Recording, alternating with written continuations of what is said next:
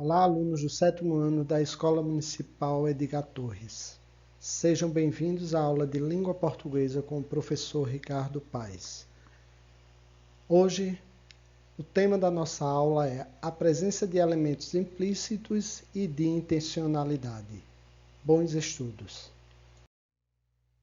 Nesta aula, você aprenderá a identificar a presença de elementos implícitos e de intencionalidade como parte do processo de leitura, selecionando procedimentos e estratégias de leitura adequados a diferentes objetivos e expressando avaliação sobre o texto lido, analisando marcas de valores e intenções que expressam interesses políticos, ideológicos e econômicos. Como também você aprenderá a identificar o assunto de um texto a partir do gênero, do suporte, das características gráficas, do título, subtítulo e imagens.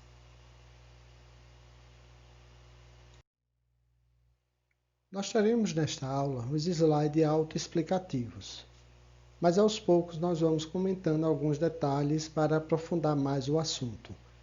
Agora iniciaremos falando sobre o texto. Uma mensagem a ser transmitida. Todo texto é escrito com um objetivo, seja ele político, econômico ou ideológico. A mensagem que o texto pretende transmitir pode estar implícita, ou seja, escrita nas entrelinhas. O que é isso? A mensagem ela não está clara. Você precisa interpretar o que o autor quis dizer. Ou explícita, de forma fácil de se identificar. Então, você lê, você consegue encontrar a resposta no texto. Não precisa fazer uma interpretação mais profunda desse texto. É importante que entendamos qual é o tipo de texto e qual a mensagem que o mesmo deseja transmitir. É a partir de uma leitura crítica e consciente que começamos a interpretar os fatos ao nosso redor e a agir de maneira transformadora na construção de uma sociedade mais justa, igualitária e feliz. Agora nós vamos compreendendo os recursos que contribuem para a nossa interpretação de um texto. Por exemplo, o título. O título tem uma função muito importante porque dá uma noção do assunto a ser tratado no texto, chama a atenção do leitor, instiga a leitura, cria um suporte para o texto. Podemos antecipar o assunto de um texto observando vários elementos como o título, o subtítulo, o gênero textual, as imagens. O título deve chamar a atenção do leitor e instigar a leitura. Ele deve despertar no leitor a curiosidade de acompanhar o que está escrito. É claro que apenas o título não basta. Ele dá um impulso, para que você tenha essa curiosidade de iniciar, de continuar a leitura. Mas, através dele, você já vai tendo suposições do que se trata, o assunto que vai ser abordado. Ok, pessoal? O subtítulo é colocado abaixo do título principal e vem assim como um desdobramento ou especificação deste. Observe nessa capa de revista que nós temos o título em destaque, Não Dá Mais. Mas se você ler apenas esse título, você não vai conseguir identificar qual é o assunto dessa reportagem.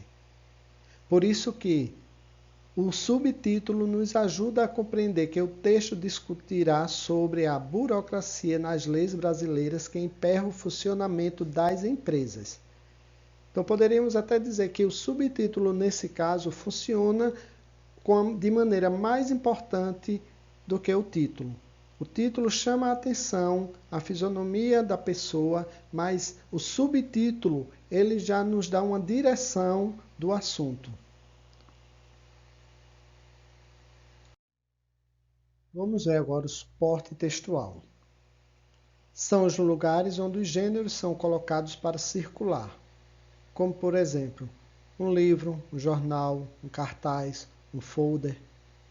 Este define a formatação, a composição e os modos de leitura de um gênero textual. Observe ao lado alguns exemplos de gênero textual e suporte textual. Nós temos o romance, que é publicado em livro. Notícia, em jornal, revista. Propaganda, outdoor, placas. E-mail, correio eletrônico, página da internet. Então, observe que o suporte textual é justamente o lugar onde esse texto é colocado. Então, muitos textos, muitos gêneros, no caso, eles têm um suporte específico. É claro que muitas vezes ele vai circular em outros suportes, que aí vocês vão ver um pouco mais adiante o que significa isso. Temos também aí em destaque uma mensagem que diz: o conhecimento das especificidades de cada gênero nos ajuda a identificar o assunto do texto. O que é isso? Quando você conhece as características de cada gênero textual, isso ajuda a você identificar o assunto. Por exemplo, se você vai pegar uma receita, você conhece as características, você vai ver uma receita de culinária, você vai ver o que vem ali, você sabe que vai vir os ingredientes, o modo de preparo, então você tem essa noção. Você vai saber que os verbos ali, eles estarão no imperativo, então dando ordens para que você faça um determinado, né, mostrando a maneira como você vai preparar esse alimento.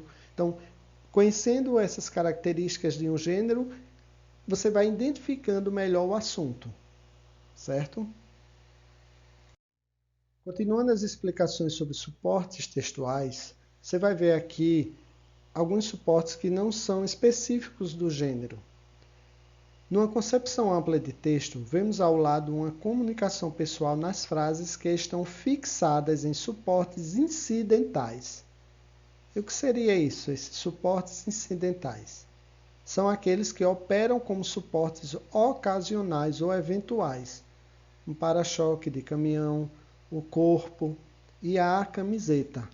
Quer dizer, nós temos suportes aí que não foram, vamos dizer, criados para divulgação, para que fosse colocado esse gênero textual, mas as pessoas utilizam. Tudo bem? Vamos falar agora sobre as características gráficas encontradas no texto. Aspas. As aspas são um sinal gráfico que servem para isolar palavras, trechos de frases, frases completas e expressões, ou indicar a reprodução literal de uma oração, de um período e até mesmo de um texto. Lê o trecho abaixo e observe o uso das aspas. Para que ela foi utilizada? O que é que você imagina? Por que as aspas foram utilizadas nesse trecho? Bem, se você lembra, as aspas elas estão isolando aqui a fala do artesão, né? No caso aí o mestre Raul do Mamulengo. Nós observamos que essa frase ela foi transcrita da maneira como ele falou, então aqui temos um discurso direto, por isso que foi utilizado as aspas, porque as aspas elas indicam justamente que essa fala ela não é da pessoa que escreveu, ela foi retirada de alguém, né? Então, nesse caso, as aspas indicam a fala de uma pessoa. Entenderam?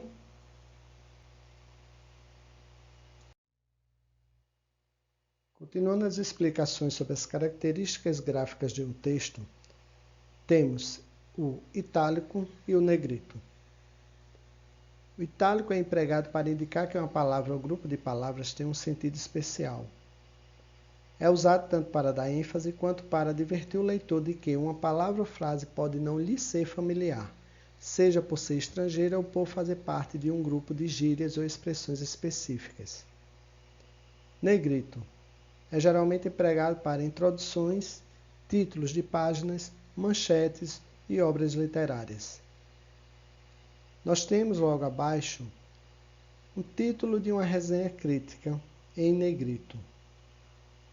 Observe também que nós temos aqui Pantera Negra no título e nós temos no texto. Essa expressão ela foi colocada em negrito porque destaca o nome de um filme. Então, o itálico ele pode ser usado para destacar uma gíria, expressões específicas, né? Um sentido especial dessa palavra, como também para títulos de obras literárias, títulos de filmes. Então, nós temos essa questão do uso do itálico para destacar palavras que significam título de alguma obra, certo? Já o negrito é específico mais para títulos. Ele não é muito usado em outras partes do texto, não. Tudo bem, pessoal? A imagem e o texto. A presença de ilustrações acompanhada com a leitura de textos pode ser uma grande aliada na ampliação dos possíveis fins que as escrituras intencionam. Podemos encontrar textos acompanhados de símbolos, obras de arte, placas e sinais de trânsito, gráficos, etc. Como gêneros textuais, tirinhas, charges, histórias em quadrinhos, propagandas, que utilizam as imagens como apoio à construção do tema. Então, a imagem ela reforça, né? Então ela traz, vamos dizer, mais informações para o texto. Ela ajuda na compreensão desse texto. Os gráficos, o que eles representam? Servem para representar e ou comparar visualmente informações, principalmente o resultado de pesquisas. Muitas vezes, jornais e revistas transmitem informações através de gráficos e tabelas. É uma maneira de apresentá-las de forma organizada, possibilitando ao leitor compará-las e analisá-las. Existem diversos tipos de gráficos, como por exemplo, gráficos de barra, de coluna, em pizza. Então nós temos vários tipos. Logo abaixo aqui temos dois exemplos, mas a importância do gráfico é isso, é trazer a informação de uma maneira, vamos dizer, mais detalhada, mais até simplificada para que o leitor compreenda melhor, certo? Tabelas. As tabelas são características gráficas que também nos ajudam na compreensão de textos. Tanto uma tabela quanto um gráfico não podem ser jogados no texto. Além de fazer sentido junto ao contexto, este elemento precisa ser referido e comentado. Na tabela ao lado é possível ver os valores relacionados à divisão por classes sociais no Brasil, levando em consideração a renda total familiar por mês. Observe que a tabela precisa ter essa referência, né? Ela não pode ser colocada ali sem uma explicação. Então, coloque-se a tabela, mas tem que vir acompanhada de uma explicação para que o leitor consiga identificar os dados, certo? Vamos continuar. Chegamos ao final das explicações e início das atividades. Na aula de hoje vimos vários recursos que auxiliam a leitura, possibilitando uma melhor compreensão e interpretação. A partir de agora, vocês irão fazer as atividades. Prestem bastante atenção, leiam com calma. Após conclusão dessa atividade, envie para o professor.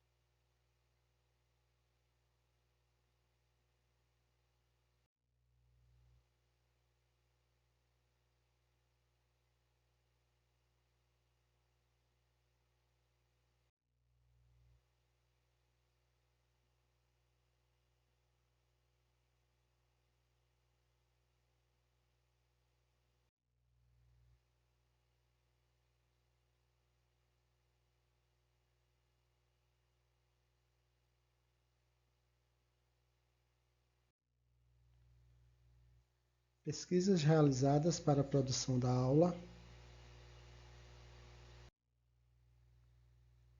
Chegamos ao final da nossa aula. Dedique-se ao estudo, faça a atividade, tenha uma ótima semana e até a próxima.